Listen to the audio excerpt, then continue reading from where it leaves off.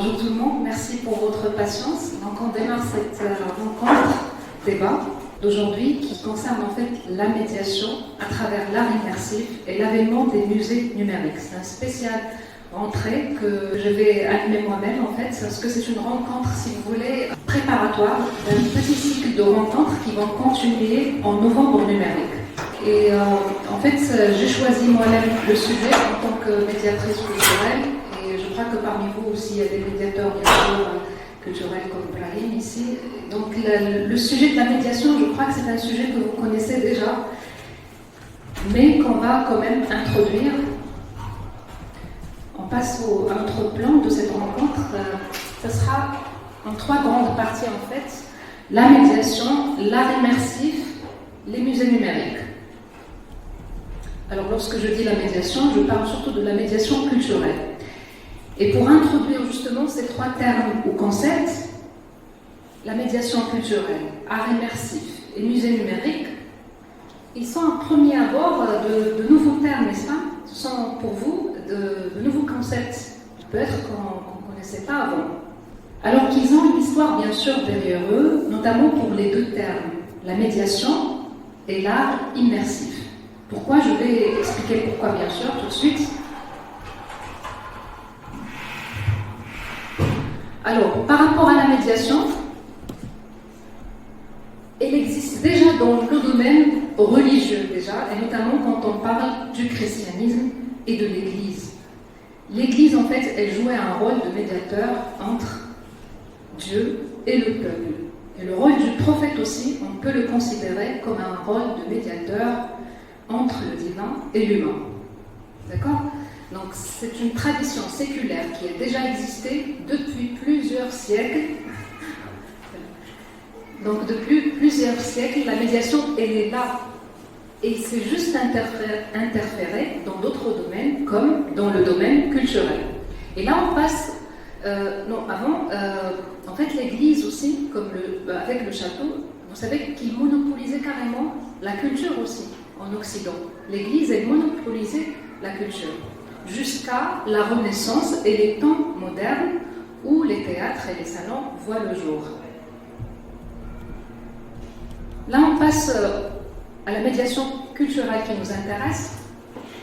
Le médiateur culturel, quant à lui, c'est un terme qui commence à se développer plus précisément après la Seconde Guerre mondiale et après les années 1960, début 1970. Le médiateur culturel, qu'est-ce qu'il fait? Il développe en fait une sorte de discours entre l'œuvre, que ce soit une exposition, un spectacle, ou un concert ou autre. Ça peut même concerner le livre et la bibliothèque, et le public. Pour faire quoi? Pour faciliter la compréhension de cette œuvre. D'accord? C'est ça le rôle de médiateur. La médiation culturelle, en fait, elle devient classique. Même s'il est, pour vous, peut-être c'est un nouveau terme, mais la médiation culturelle, telle qu'on vient de voir, elle est maintenant classique. Là, on passe à la médiation numérique, en fait, parce que là, on est en train de vivre de la médiation numérique. J'explique. La médiation numérique, elle a par contre vu le jour récemment, au début des années 1980. C'est récent, en fait.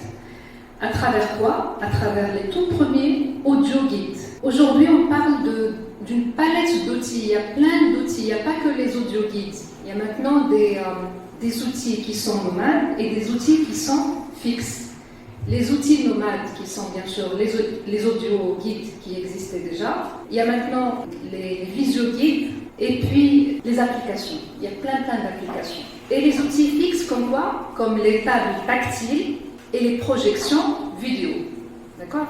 Qui sont bien sûr fixes, qu'on peut pas se balader avec, on doit juste les manipuler sur place bien sûr, lors de notre visite. Je parle bien sûr d'un musée surtout, d'une galerie. Alors, les institutions culturelles dans les musées au XXIe siècle, ils ont intérêt à utiliser et à intégrer ces nouvelles technologies. Pourquoi? Parce qu'en fait, celles-ci, ils drainent un public jeune, voire un nouveau public qui n'était jusque-là pas intéressé du tout par visiter un musée. Et on va voir pourquoi après. Les feuilles de salle, vous savez, lorsque vous visitez une exposition, il y a des feuilles bien sûr qui sont posées, ce qu'on appelle des feuilles de salle, dans chaque salle, qui expliquent justement le contenu de ce qui est accroché. D'accord? Le nom de l'artiste, sa bio, le travail artistique. Donc comme ça, on a une idée bien sûr, et on a quelque chose devant les yeux. En fait, on a un texte écrit qu'on peut lire. En fait, or ça, c'est classique. C'est plus suffisant pour animer ou pour dynamiser une exposition. L'image, l'audio et l'immersif maintenant, on va expliquer après c'est quoi l'immersif. Ils deviennent quoi? En fait, ils viennent ou ils deviennent nécessaires. Ils viennent compléter la narration. Parce que le texte écrit, les gens maintenant, ils s'ennuient vraiment par lire des textes en visitant une exposition. Ils n'ont pas le temps, peut-être, mais aussi, pour certaines personnes, ça ne leur intéresse pas. Ils veulent juste voir un peu des images et des choses très rapidement, au lieu de lire des textes et des textes. Les questions qu'on peut se poser en fait à la fin, est-ce que la médiation numérique, parce que c'est ça la médiation numérique, ce sont l'intégration des nouvelles technologies dans les institutions culturelles. La question qui se pose, est-ce que la médiation numérique peut-elle remplacer complètement un jour la médiation classique? Les nouvelles technologies peuvent-elles prendre la place du métier de médiateur culturel? Aurait-on besoin encore de recruter encore un être humain comme médiateur culturel? Tout ça, ce sont des questions qu'on peut se poser à soi-même. Peut-être que le médiateur culturel, le métier en fait, il va disparaître, l'humain, il va disparaître. Maintenant, on va passer à la deuxième partie qui va peut-être vous intéresser plus. Là, c'était par rapport à la médiation culturelle et le passage de la médiation culturelle classique à la médiation numérique. Maintenant, on passe à la deuxième partie qui parle de l'art immersif. Alors, l'art immersif, ce qu'on peut appeler, parce qu'il a plusieurs synonymes, l'expérience immersive, l'immersion totale, l'art numérique, l'art technologique, l'art interactif ou l'œuvre à 360 degrés qu'on peut voir, où on peut être immergé. C'est pour ça que ça s'appelle l'art immersif. On peut en fait pénétrer dedans. Vous allez voir après, je vais vous montrer une vidéo pour avoir un exemple. Donc en fait, cet art immersif, il voit le jour depuis juste quelques années, mais il envahit déjà le monde de l'art à travers les technologies de quoi? Du mapping vidéo, du digital design et de la réalité virtuelle, pour être complètement immergé dans une œuvre. Justement, je vous montre quelque chose de plus concret à travers cette vidéo pour avoir une idée de ce que c'est que déjà le vidéo mapping. Olivier Razzi utilise depuis longtemps cette technique. Onion Skin, son œuvre, crée des illusions d'optique afin de déstabiliser le spectateur. Alors donc l'installation est constituée en fait de deux murs positionnés en angle droit. L'ensemble est augmenté d'une vidéoprojection donc, qui s'effectue sur ces deux murs et d'un dispositif sonore qui englobe en fait, qui rajoute on va dire une autre dimension au projet. Pour réaliser son œuvre, Olivier Razzi contrôle des vidéoprojecteurs par ordinateur.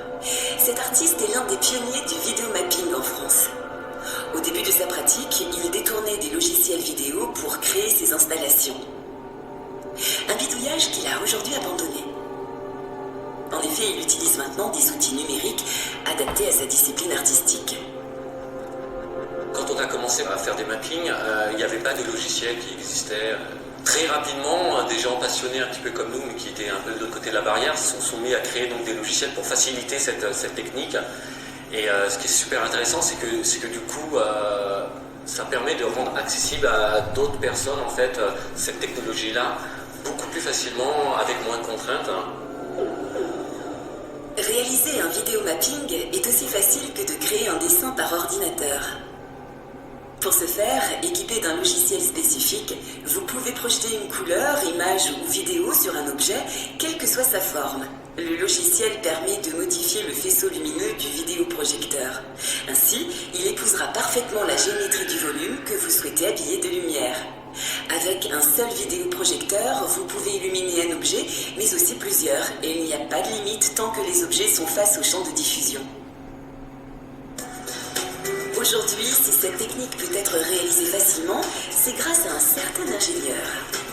Philippe Joran est développeur-codeur passionné par le spectacle et l'image et il est l'inventeur de Millumine, un logiciel de vidéomapping. En seulement un an, Millumine est devenu incontournable dans cette discipline. Voici une structure simple composée de 3 cubes. En quelques secondes, Philippe va allouer une couleur sur l'une des faces. Il faut donc que mon petit carré jaune s'applique de manière cohérente sur une des faces de notre cube. Je vais donc le réduire grossièrement pour le placer sur le cube et ensuite ajuster la perspective de manière à ce que la face du cube soit remplie complètement de jaune. Voilà, c'est simple et en plus c'est rapide, on peut le voir. Et il suffit de renouveler l'opération sur les autres faces pour illuminer totalement la structure. Ce qui est intéressant en fait dans ce nouveau mode de diffusion de la vidéo, c'est qu'elle peut s'adapter à de nombreux contextes et surtout des contextes qui sont pour l'instant inexploités. On peut imaginer tout plein de choses. Les seules limites sont celles de l'imagination. Avec le Miloplug, il va pouvoir parler... Pour apprendre cette technique, il existe des formations. Durant 5 soirées de 3 heures, c'est ici qu'une douzaine de stagiaires viennent s'initier au fonctionnement de ce logiciel. Donc là, je vais faire un custom. On en a bien 6. Photographes, vidéastes, architectes, truquistes, graphistes sont présents ce soir. Malgré leur parcours et univers différents, tous ont un objectif commun, celui de maîtriser le vidéomapping. La pratique de ce logiciel est assez simple, au final c'est assez intuitif. Une fois qu'on a compris quelques bases, on peut assez rapidement créer quelques animations. J'utilise aussi de la vidéo et des outils comme Millumine me permettent de mixer justement que l'évolution de cette technologie vienne dans le décor, on apporte d'autres choses, ça rentre dans de la mise en scène. Je trouve très intéressant dans ce sens-là. Je la décale et même chose, la touche Shift, ça magnétise. On continue pour la suite. L'avantage principal du logiciel, c'est sa simplicité. Une innovation qui permet de se libérer des contraintes techniques et de se concentrer sur sa créativité. Aujourd'hui, quand on apprend pendant 1 heure ou 2 le logiciel Millumine à monsieur et madame Michu, 3 heures plus tard, ils sont capables de faire un mapping chez eux tranquillement. Donc logiquement, en fonction de l'emplacement, si vous vous mettez à l'extrême gauche, vous voyez vraiment qu'une seule image. À l'extrême droite, vous voyez une autre image. Tous les objets de couleur claire, on peut s'amuser dessus. Que ce soit même des êtres humains ou des objets inertes. Enfin, tout est possible, tout est à inventer, tout reste encore à faire avec ça. L'évolution des outils technologiques et leur accessibilité font du vidéomapping une pratique qui s'installe partout et qui laisse présager que demain, nous vivrons dans un monde sculpté par la lumière.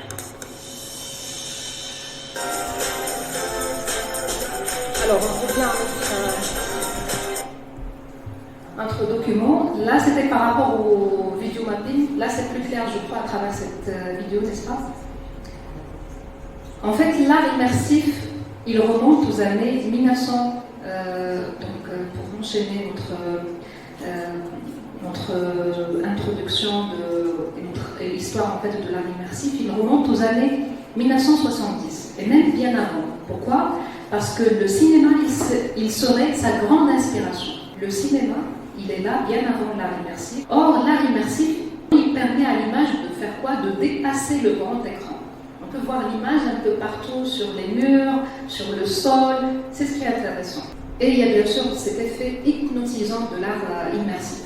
En fait, c'est le cinéaste et photographe Albert Plessis qui serait son initiateur. Il rêvait en fait d'une image totale, où le spectateur peut se promener, carrément. Il avait créé un centre d'art numérique nommé la Cathédrale d'Images. Celle-ci s'appellera Carrière de Lumière, après sa reprise par Culture Espace en 2012, où ce dernier déjà il proposait depuis 1976 des projections lumineuses sur les parois de 4000 m² des carrières de calcaire des Baux de Provence, qui utilisent aujourd'hui la technique de quoi? De quelle technique? En fait, ils utilisent quoi?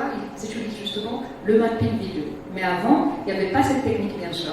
Ils utilisent cette technique pour découvrir de grands peintres comme Van Gogh, par exemple, et d'autres. Surtout vous savez, ils numérisent les peintres qui sont tombés dans le domaine public. D'accord? Je vais vous expliquer davantage après.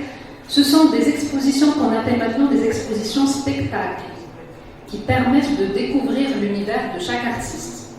À côté des carrières de lumière, Futur Espace vient d'ouvrir un nouvel espace en 2018 à Paris, qui s'appelle l'Atelier des Lumières et qui est le premier centre d'art numérique de la capitale française qui a pris place sur une ancienne fonderie à Paris 11, ou à Paris 11e arrondissement, en plus du lancement du premier festival de l'art immersif en 2019, toujours à Paris, et un troisième lieu en 2020, les bassins de lumière qui sont une ancienne base sous-marine à Bordeaux. Est-ce que vous remarquez qu'ils sont en train aussi d'animer des lieux qui n'étaient pas avant des lieux culturels forcément, soit une ancienne base sous-marine, ou des fois ce sont des carrières, ou des friches et des terrains qui sont abandonnés complètement.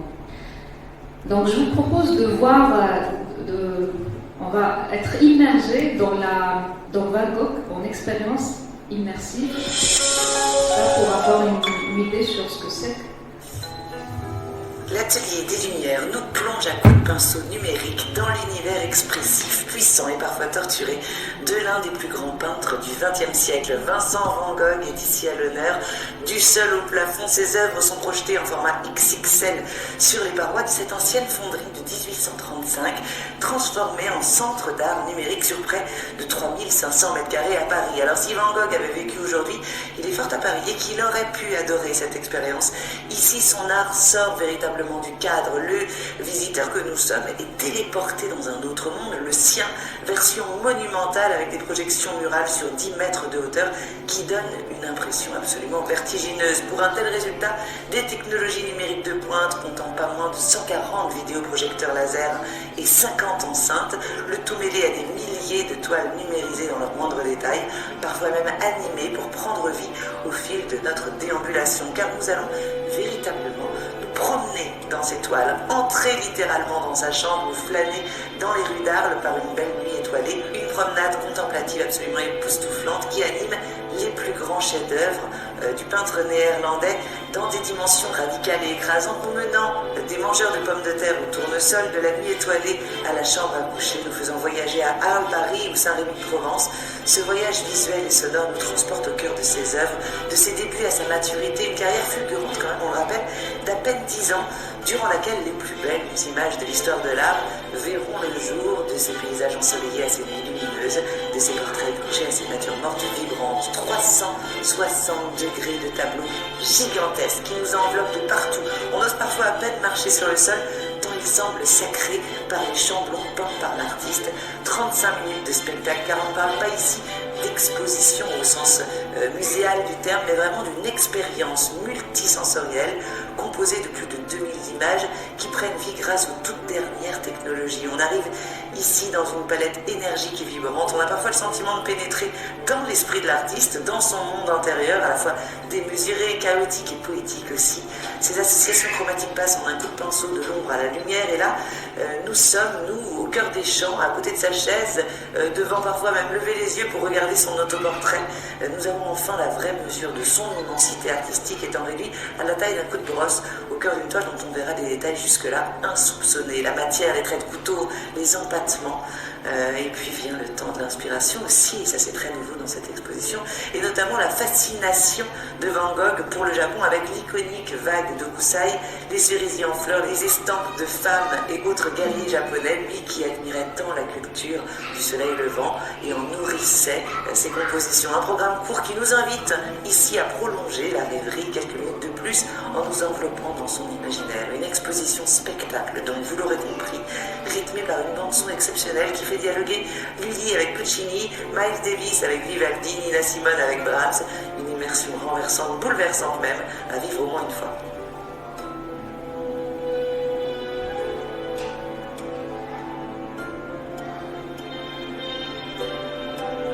On a regardé toute la vidéo. Alors, maintenant, parlons côté chiffres, parce que les expositions spectacles là, parce que ce n'est plus des expositions.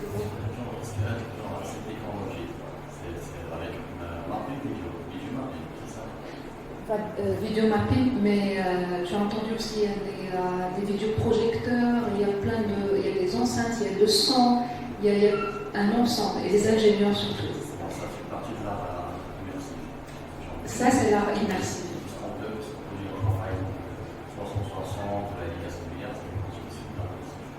Je pense, oui, c'est l'ensemble de tout ça. Je crois que c'est ça l'art immersif. Après, bien sûr, ils ont des logiciels, je pense, comme le logiciel là qu'on vient de voir tout à l'heure, qui facilite un peu la tâche. Mais vraiment, côté coulisses, comment ils fabriquent ça, je ne saurais pas vraiment le dire.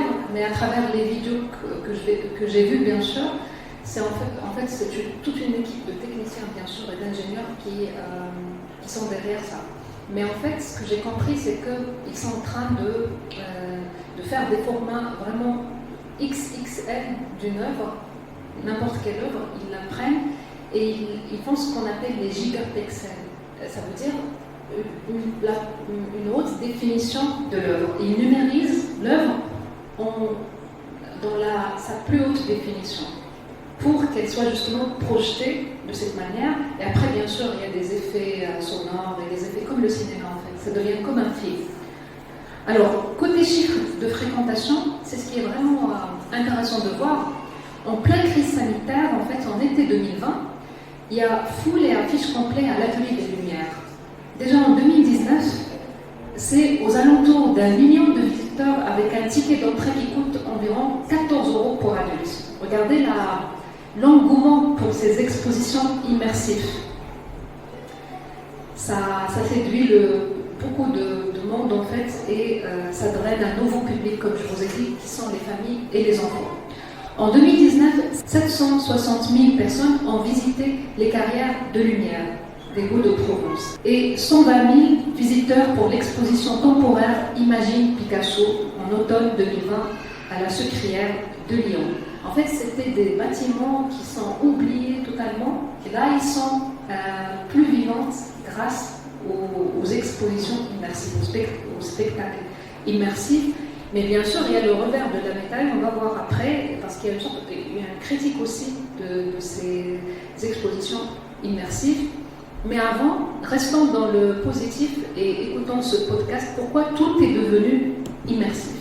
Avant de passer à la critique, bien sûr, de tout ça. Un monde nouveau, Mathilde Serrel, ce matin, l'omniprésence de la culture immersive. Musée, théâtre, cinéma, parcours divers et variés. En cette rentrée, la star de l'agenda culturel, c'est cet adjectif, immersif, adossé à une infinité de propositions. Et pour cause, ça marche.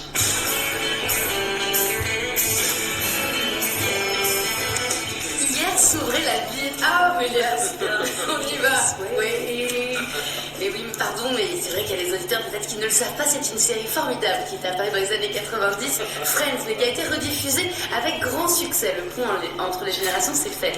Et hier s'ouvrait justement la billetterie de The Friends Experience qui débarque à Paris en novembre prochain pour ainsi prendre un café dans le fameux QG de la bande, le Central Perk, ou circuler dans l'appartement de Joey et Chandler, elle est réveillée. C'était déjà un phénomène aux États-Unis, mais avec des dizaines de milliers de billets vendus en 1 heure, cette première étape européenne réalise le meilleur démarrage mondial de l'expo.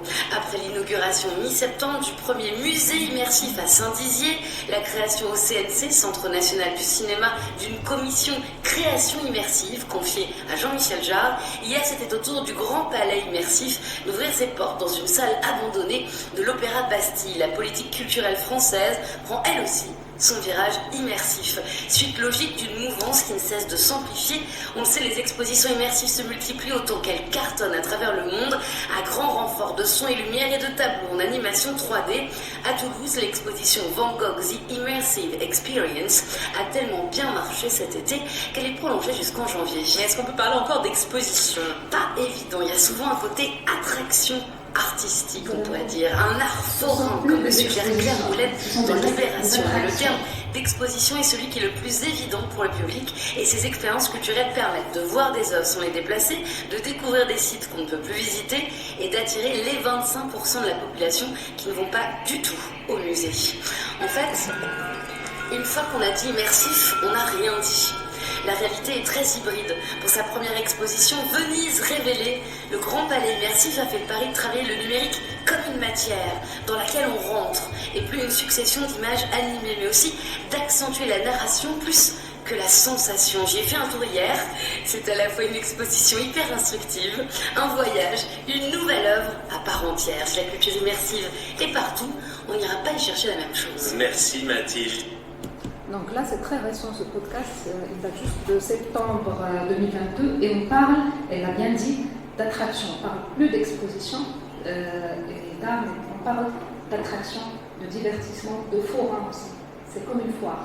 Donc là, on passe justement, je vais rebondir sur ça, et on passe à une critique bien sûr de l'art immersif, parce que l'art immersif, c'est vrai, il est fantastique, il est hypnotisant, c'est magnifique, waouh, on est vraiment hypnotisé et en fait, on est des fans de l'art immersif. Or, les puristes, ils peuvent avancer que l'art immersif est en train de dénaturer l'art, qu'il est une sorte d'arnaque, même d'escroquerie, en fait, que les expositions immersives ne montrent pas vraiment l'art et que le spectateur n'a pas de véritable tableau, bien sûr, en face de lui, et Horizon, bien sûr, montré d'une manière plus dynamique que dans le musée. Ça, c'est sûr. On ne peut pas nier que les expositions immersives, ils fascinent. Ils rencontrent un grand succès auprès des familles et surtout les enfants qui adorent se divertir. Et on l'a déjà dit, l'immersif, il permet quoi? Le divertissement et le ludique, justement. Et les enfants ne s'ennuient pas avec l'expérience immersive. Par ailleurs, l'immersif, il permet quoi? Il permet une plus grande accessibilité à l'art, mais à la façon Disneyland. Toucher une œuvre est désormais possible avec l'immersif, d'accord? Parce que l'immersif, il a chamboulé les codes traditionnels au sein d'un musée. Dans un musée, on ne touche à rien, n'est-ce pas? C'est ça la règle. On regarde uniquement et on ne doit pas toucher. Alors que dans l'art immersif, tout est touchable. On peut toucher à tout, tout est manipulable et c'est fait pour ça en fait. D'un point de vue philosophique, et selon la philosophe Marie-Josée Montaigne, je crois que ça se prononce comme ça, ce tsunami d'images entraîne quoi? Entraîne un naufrage de la pensée dans un musée. La distance et le cadre nous permettent d'activer en fait nos neurones de jugement, de sensibilité. Donc cette distance, elle est des fois bien, elle est bonne, je veux dire, pour l'esprit, cette distance. À l'inverse, l'immersion, elle fait quoi? Il n'y a pas de distance, zéro distance. À l'inverse, l'immersion dans un bain d'images est le flux ininterrompu, non-stop, de la théâtralisation numérique, confisque le temps de la pensée. Cette mise en scène à la Disneyland est un abus de pouvoir sur le regard. Là, c'est ce que dit, au niveau en fait, philosophique, si vous voulez. Il y a une distinction à faire avant de passer. L'art numérique qui réalise bien sûr la numérisation d'œuvres préexistantes et classiques, telles que Les Tournesols de Van Gogh qu'on vient de voir, ou La Nuit étoilée de Van Gogh, et d'autres artistes qui sont surtout tombés dans le domaine public et pour ne pas acheter justement les droits d'auteur. C'est donc ce qu'on appelle une œuvre numérisée. Ça veut dire que c'est à partir d'une œuvre qui existe. Alors qu'il y a un art numérique qui fait quoi? Qui crée carrément une œuvre numérique. Depuis le départ, c'est une œuvre numérique. Elle est là. En fait, il crée de nouvelles œuvres comme les projections mapping, ce qu'on vient de voir, le vidéo mapping, et les NFT, jetons non-fongibles. Là, je ne vais pas m'attarder sur les NFT. Il y a mon camarade en fait qui va le faire en novembre en numérique. C'est lui qui est le spécialiste des NFT, c'est pas moi. Ici, il s'agit d'une. Donc là, on parle d'une œuvre numérique depuis le départ, n'est-ce pas? Et les œuvres classiques qu'on a prises et qu'on a numérisées, ce sont des œuvres à la base qui existent et qu'on les a transformées en format numérique. Faites la distinction, d'accord?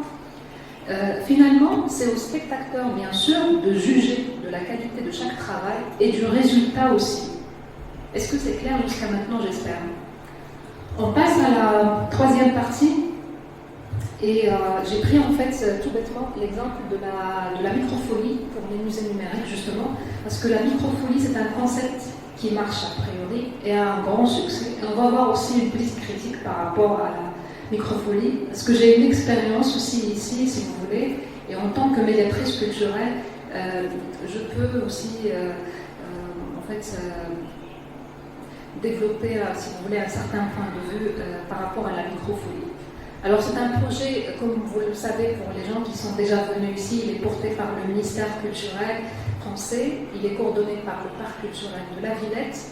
La microfolie elle est développée avec la participation de 12 établissements fondateurs, principalement. Les établissements sont au nombre de 12, mais il y a bien sûr plus de partenaires et ils sont en train de chercher encore d'autres partenaires nationaux et internationaux. Donc les 12 fondateurs en fait sont le Centre Pompidou, le Château de Versailles, la Cité Philharmonique de Paris.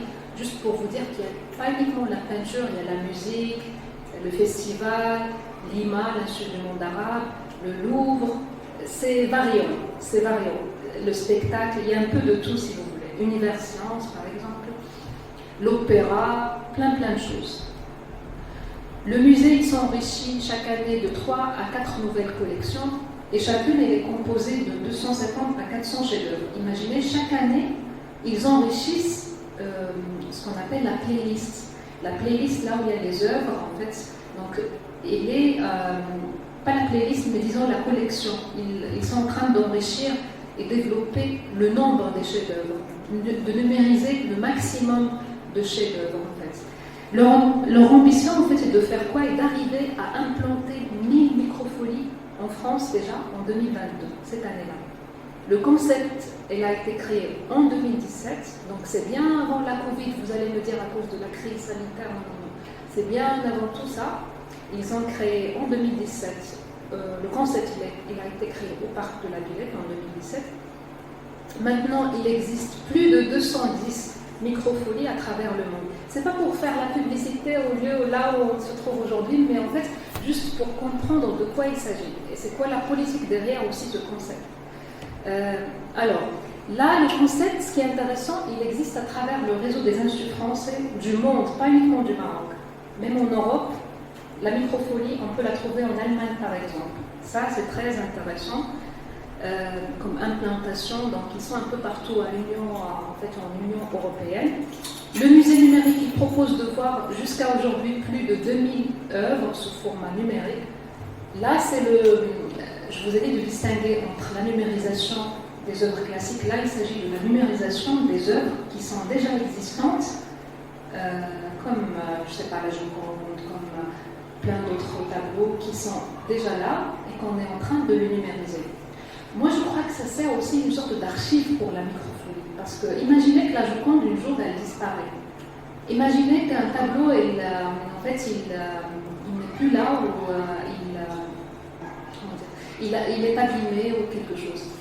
Au moins, les musées numériques, ils archivent, ils numérisent. Là, la numérisation, moi, je crois qu'elle a un rôle aussi d'archive, même si ce n'est pas dit en fait. Je crois que c'est pour les archives aussi nationales et internationales. Alors, la première microfolie, revenons à la toute première microfolie, elle a ouvert ses portes où c'est très intéressant de voir où est-ce qu'elle a ouvert dans un quartier défavorisé assez grand, dans des quartiers qu'on appelle des Baudottes, où il y a des HLM en fait. Et il y a à la fois un musée numérique, Fab Lab, un laboratoire de fabrication. Donc ils sont très loin de Paris, on est loin de la capitale, et justement c'est une politique d'être proche d'un public qui est défavorisé. C'était ça aussi la première idée, l'idée de rapprocher l'art à un public, disons, qui est lointain de la métropole, de la capitale parisienne. Le concept de la microfolie peut jouer le rôle de médiateur entre les vrais musées, ou les musées physiques, les musées qu'on connaît tous, les musées traditionnels qu'on a déjà visités un jour, et les visiteurs locaux. Par exemple, à Sévran, les jeunes là ne sont pas intéressés par aller au Louvre. Ça va les ennuyer sûrement. Or, ils peuvent bien sûr, et côté budget aussi, disons, côté déplacement et tout ça. Donc, pour minimiser tout ce coût, ils ont le musée numérique chez eux, dans leur quartier, juste au coin de leur, là où ils habitent. C'est très intéressant comme idée, bien sûr. Donc, la microfolie, elle vient pour encourager et inviter le public aussi aussi à visiter les œuvres originales et les musées où ils sont exposés. Lorsque, par exemple, le jeune il voit la Joconde et on leur dit qu'il est exposé au Louvre, un jour il va dire je vais grandir, je vais aller voir le Louvre. C'est juste une motivation pour lui peut-être des fois. Des fois non, ça ne va pas le motiver, il va juste se contenter de cette microfolie. Mais bien sûr, quelqu'un qui est ambitieux va dire je vais visiter ce musée, je vais aller, je ne sais pas, je vais voir d'autres musées, pas uniquement en France. Et je vous montre, avant de passer à la critique quand même, à la petite critique de la microfolie, à la vidéo qui présente un peu le projet de la microfolie.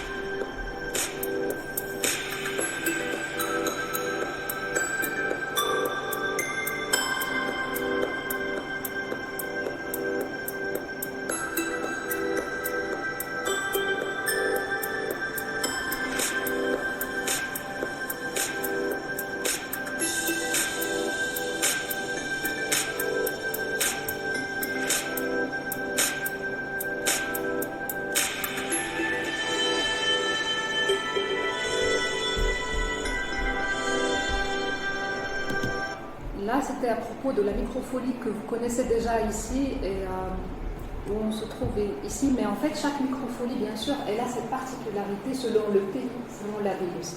Parce qu'elle n'existe pas uniquement au Maroc, comme je vous ai dit, elle existe un peu partout en Europe aussi. Donc, chaque microfolie, elle a des spécificités du contexte où elle se trouve, bien sûr.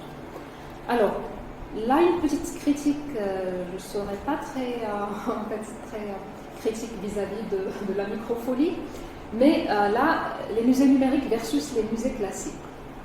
Comme certaines personnes, ils sont déjà sceptiques, pas uniquement par rapport à la microfolie, mais ils sont déjà sceptiques vis-à-vis de l'art immersif, ce qu'on vient de voir, et de tout ce qui relève du numérique. Il y a certaines personnes qui ne tolèrent pas ce passage au numérique déjà.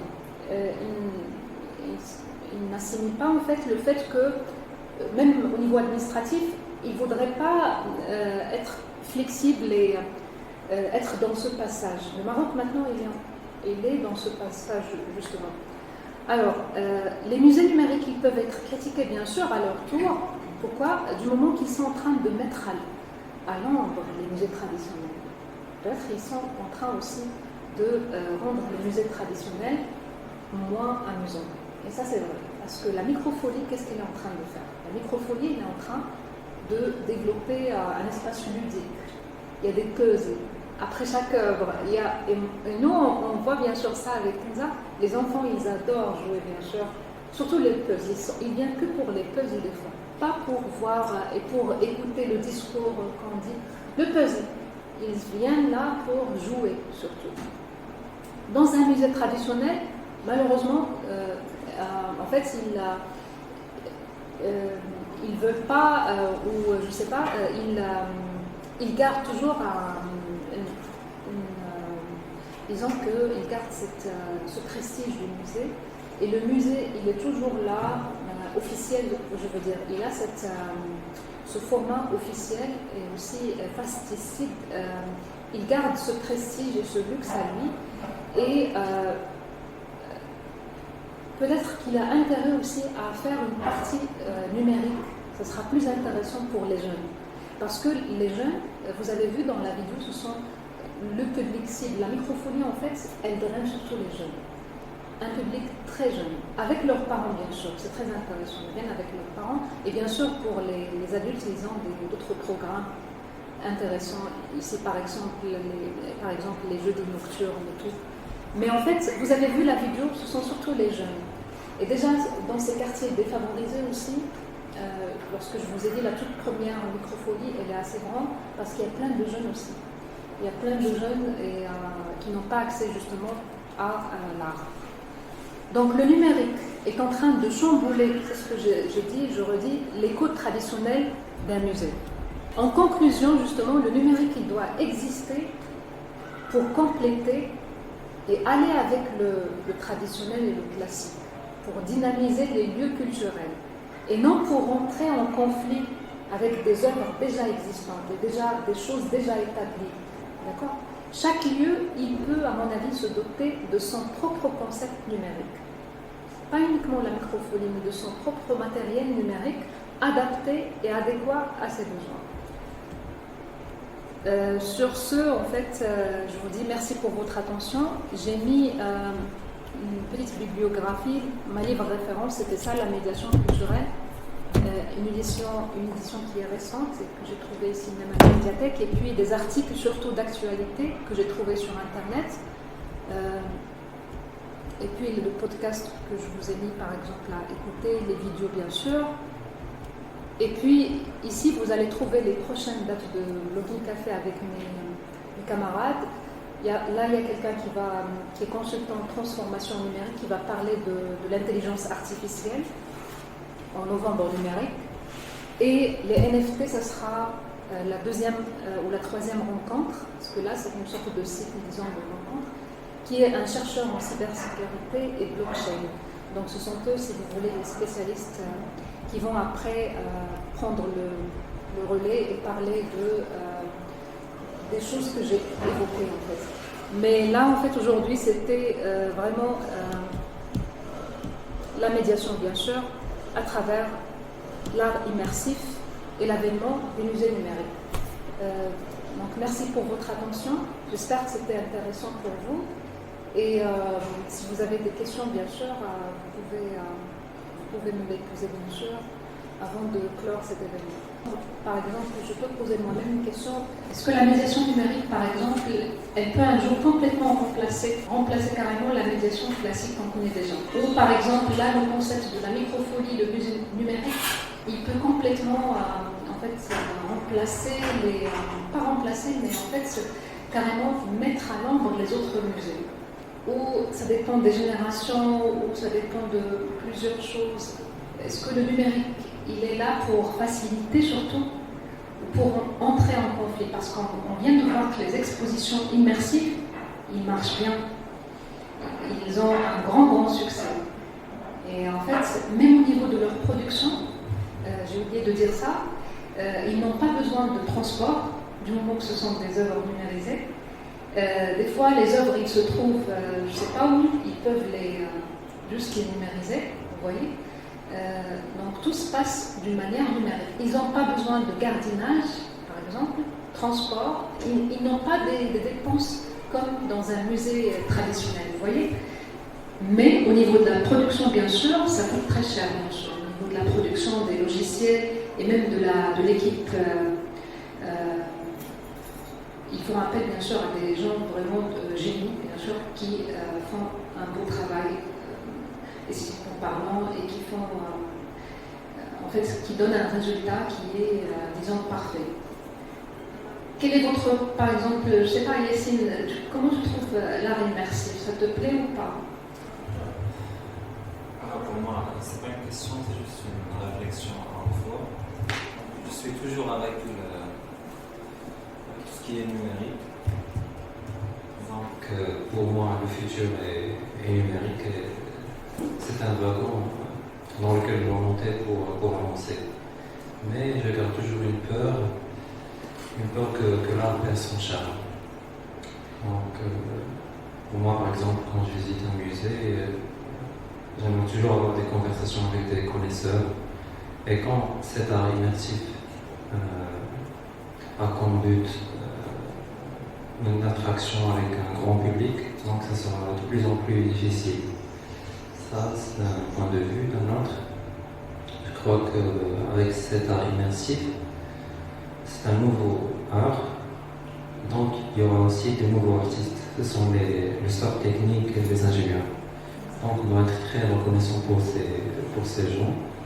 Et j'aimerais aussi donner un exemple du cinéma. Par exemple, la différence entre les films des super-héros et le cinéma d'auteur. Par exemple, dans le cinéma d'auteur, on peut facilement toucher le talent du réalisateur et de l'acteur, mais le cinéma des super-héros, ce sont les gens aux coulisses, les ingénieurs qui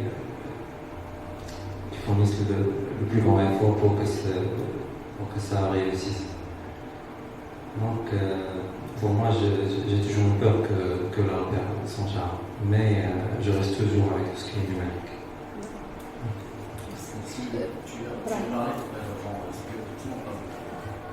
Tu parlais tout à l'heure, est-ce que la médiation culturelle numérique peut remplacer la médiation classique et l'humain. Je pense que pour moi c'est pas 100% parce que déjà le fait de déplacer, d'être devant la jacquante comme ça, c'est un truc différent que le fait de regarder par exemple sur un tableau, sur un support numérique. Exactement. Mais ça peut être ici, ça peut être un alternative pour les gens qui n'ont pas les moyens de se déplacer, pour les gens, par exemple dans le monde arabe, c'est sûr qu'aujourd'hui, ici par exemple sur le projet de l'Institut français de Toulouse, qui fait des tours dans les parfums par exemple, dans les montagnes, ça peut être une alternative pour voir les œuvres, voilà, comme ça. En fait, et je dis aussi peut-être que alors on va juste se retrouver avec des machines dans un musée, un audio guide, un visio guide, des tablettes. On ne va plus rencontrer quelqu'un comme nous, médiateurs, avec qui on peut discuter. Par exemple, Yassine, il a peur quand tu as dit que l'art il perd son charme. Ça c'est intéressant aussi comme idée. Est-ce qu'à votre avis, un jour, on va se trouver juste avec des salles vides en fait, mais plein de machines uniquement qui expliquent l'ensemble? C'est sûr. Voilà, ça existe déjà. Ça c'est sûr. Donc on va plus en fait, on va chercher quelqu'un qui peut nous expliquer, un humain. On va plus trouver quelqu'un qui va expliquer. Il n'y aura que des machines qui expliquent des expositions. Là, avec les expositions immersives, c'est pire. Il n'y a aucun médiateur culturel sur place. Il n'y a que être imprégné dans l'œuvre. Et en fait, les gens, ils raffolent de cet art immersif, juste pour vous dire. C'est ça la catastrophe. Il y a la nouveauté, il y a le nouveau modèle, en fait, qui séduit. Il y a la facilité aussi, hein. Ça séduit aussi, les gens sont feignants. Mais je suis d'accord avec toi, il y a ça permet aussi à un public moins initié de pouvoir voir des œuvres. Alors sur un support numérique, soit c'est pas la même chose que l'œuvre la vraie, on passe du réel à l'irréel. En revanche, l'irréel atteint des populations qui n'ont pas la chance de pouvoir voir certaines œuvres. Et c'est à double tranchant évidemment, mais après c'est à l'être humain de voir le bon et le mauvais, et d'utiliser les deux. En fait, d'avoir toujours recours en fait, à la médiation culturelle, qui est importante parce qu'en fait l'être humain il va transmettre une sensibilité, une émotion que la machine ne transmettra jamais. En tout cas, malgré, moi je suis très techno, j'adore ça, mais le côté humain, on ne trouvera jamais dans une machine. En tout cas, c'est pas uniquement une question, Sabine, de chance. Moi je trouve qu'on est en train de faire un détour pour aller directement à l'œuvre originale et à mon avis, pour voir l'œuvre directement, on est en train de faire juste le détour. Donc on voit d'abord l'œuvre numérisée et l'art immersif et puis on dit ah tiens Van Gogh, je dois voir, je suis intéressée par cet artiste, oui, mais avec l'art immersif ou l'œuvre numérisée, ça donne juste le goût en fait de revenir. Les gens ils n'ont pas les moyens d'aller à Amsterdam et visiter le musée de Van Gogh, d'aller à Paris pour classe.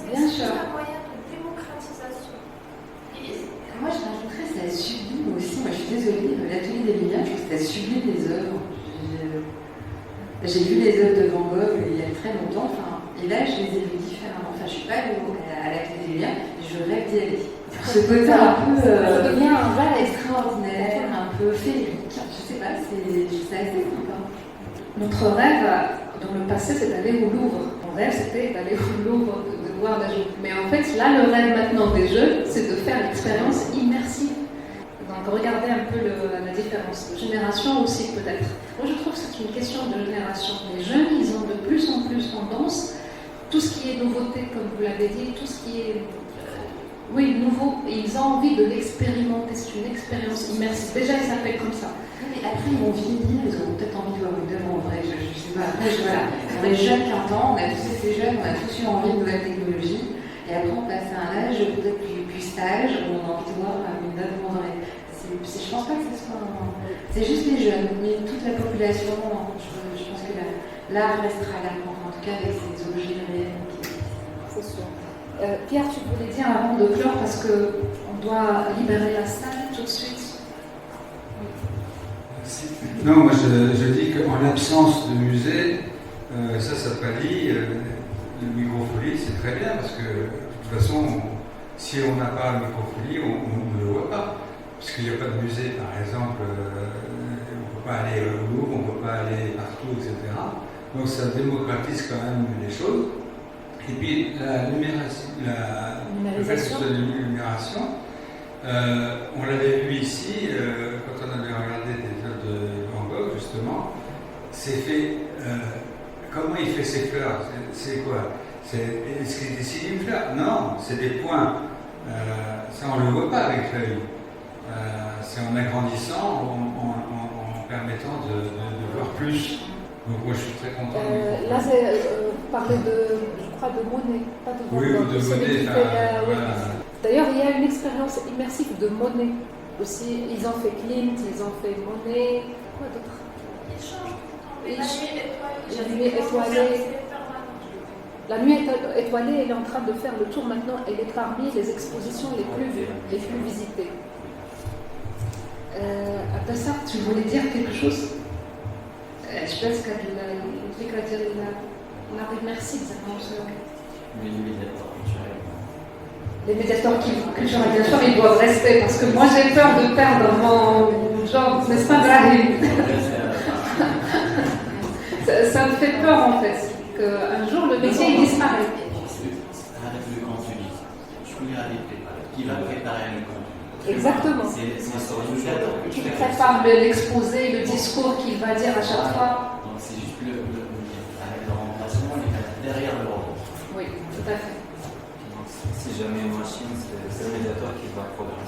Exactement. Mais là, c'est l'exemple de la microfolie. Je parle d'autres musées où on n'a pas besoin forcément de médiateur. On sera en collaboration avec le robot. Voilà. Je vous dis merci encore une fois d'être déplacé, d'avoir consacré cet après-midi à cette rencontre. Je dis encore une fois qui est introductive et préparatoire pour les rencontres prochaines qui arrivent. Et notez bien sur vos agendas, si vous voulez bien, les prochaines dates, parce qu'avec mes camarades, c'est très intéressant comme thématique, vous allez voir, pendant le novembre numérique, bien sûr. Il y aura plein de choses à l'Institut français, y compris bien sûr la microfolie. Voilà. Merci, à très bientôt, Inch'Allah. Merci Pierre. Merci, bonne soirée. Bonsoir. Merci. À samedi.